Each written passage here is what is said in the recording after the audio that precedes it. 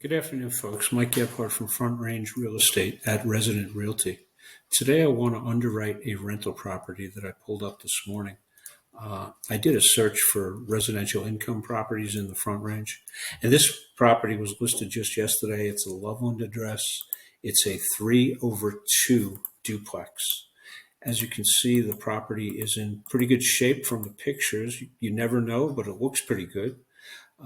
Doesn't look like you're putting any money into kitchens. Maybe you need a new range down the road. Maybe you need one right now. I don't know. This first apartment looks pretty decent.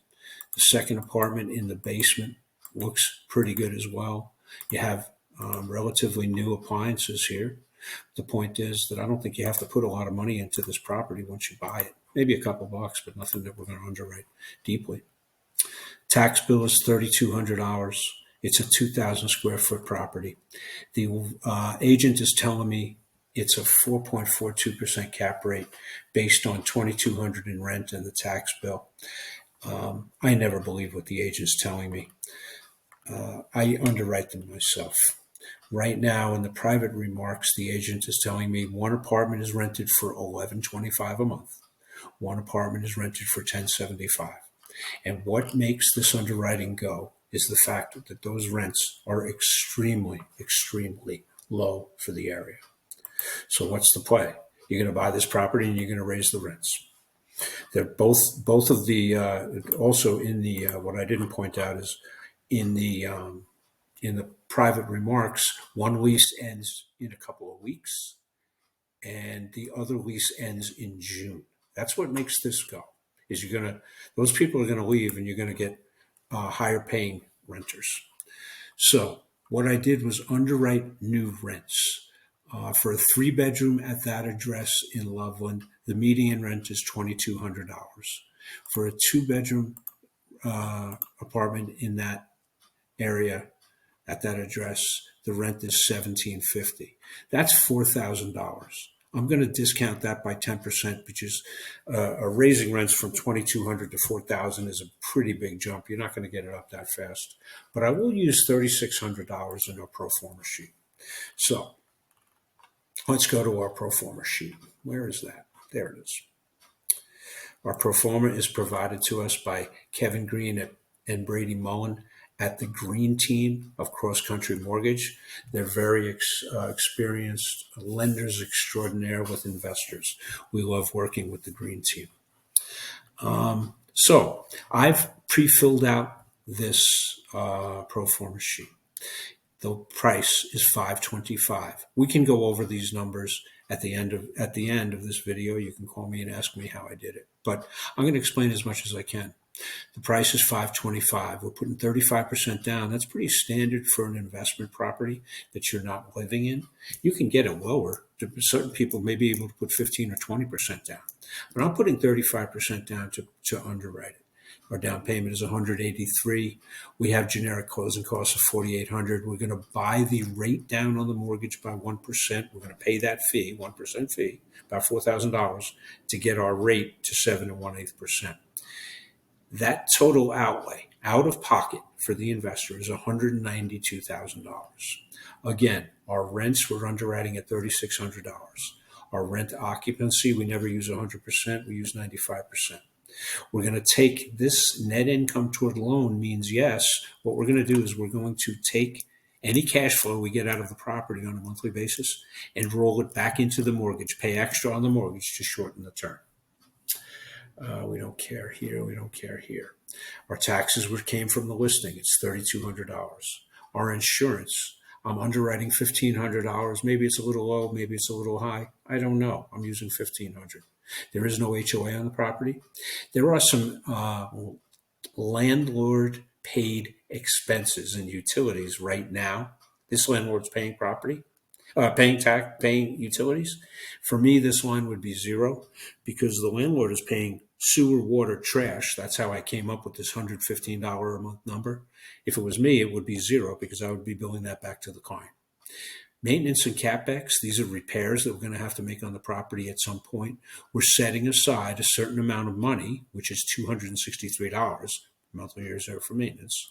We're setting aside this amount of money in a separate account for when the roof starts leaking or when we need a repair, we need a new range or whatever. There are no other monthly costs. Professional management is yes, and I underwrote an 8% charge for professional management of the property. What happened to my spreadsheet? Here it is. Okay. Making these assumptions, here's your management cost of $324. That's your 8%. We're going to gross $472 in cash flow a month. Once we set aside our reserve for maintenance and repairs of $263, we're going to net just over $200 a month here. I know what you're saying. Why in hell would I lay out $192,000 to make $200 a month? Why would I do that? Well, the reason you would do that is because in year one, at the end of 1 year, your $192,000 is worth $247. You're getting a $49,000 tax deduction. Your cap rate is 5.2. In year 5, this thing starts taking off. In year 5, your $192,000 investment is worth $367, and you're yielding almost 14% on this property, and you're taking out $961 a month to do whatever you want with. In year 10, if you hold on for year 10 and you do nothing else but do what we said here, you're taking $1,700 a month in cash flow out. Your $192,000 is now worth $651,000, and you're yielding 13%. In year 20, if you held on that long, I don't know if you would or not, but you're taking $6,000 a month out. Your $192,000 is worth $1,400,000. It's 10x, 11x, 12x, and your annualized return is 11.6. That's why you spend $192,000 to make $200. That's why.